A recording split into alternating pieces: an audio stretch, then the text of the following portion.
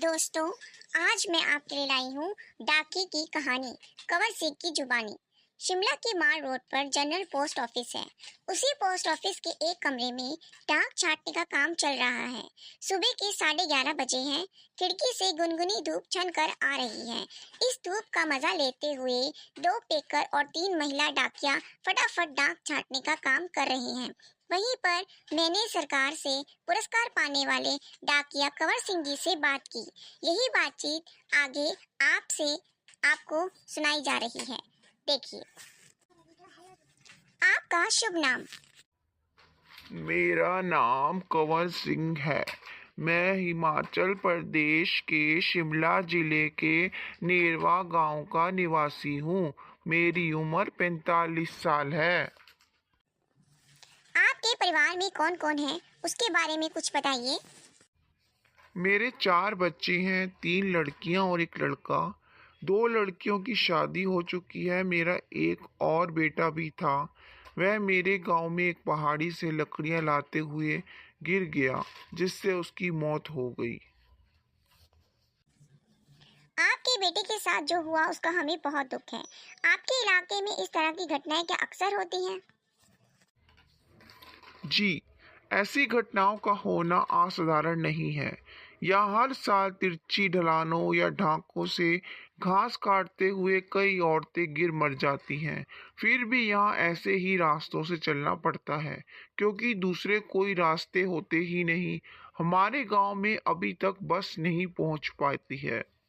हिमाचल में हजारों ऐसे गांव हैं जहां पैदल चलकर ही पहुंच सकते हैं।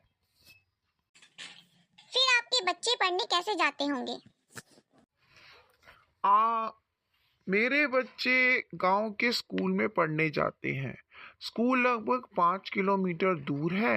मेरी एक लड़की 10वीं तक पढ़ी है, दूसरी 12वीं तक, तीसरी लड़की 12वीं कक्षा में पढ़ रही है।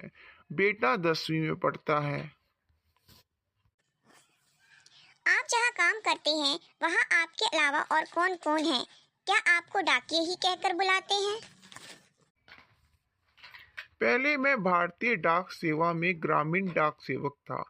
अब मैं पेकर बन गया हूँ, पर हूँ वही नीली वर्दी वाला डाक सेवक। डाक सेवक को करना क्या क्या होता है? मुझे मुझे बहुत कुछ करना होता है।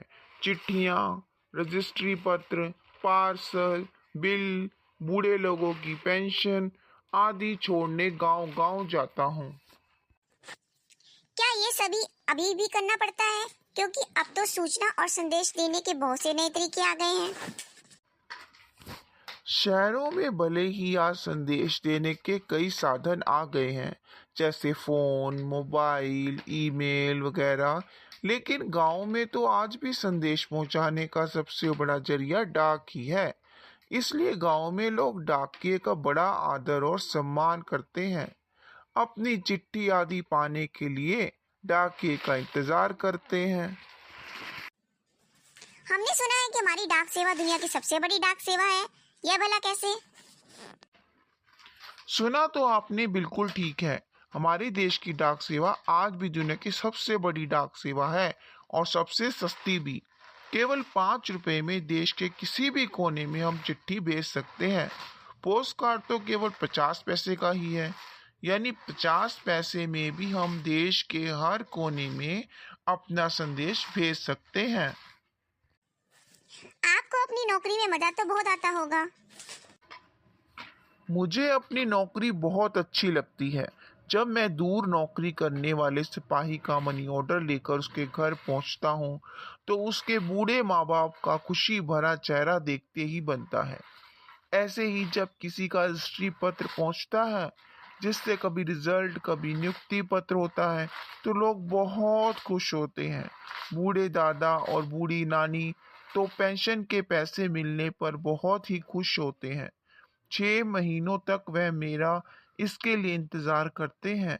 हिमाचल में बूढ़े लोगों को पेंशन हर 6 महीने के बाद इकट्ठी ही दी जाती है। तो दोस्तों, हमने कुछ बातें आज कंवर सिंह की जुबानी सुनी। हमारा एपिसोड आज बहुत बड़ा हो गया है, इसलिए अगले एपिसोड में हम आगे के प्रश्न आपसे फिर से लेकर आएंगे जो हमने कुंवर सिंह से किए। तो धन्यवाद, आज तक के लिए बस इतना ही। अगले एपिसोड में अगली कहानी के साथ फिर आपसे भेंट होगी। धन्यवाद।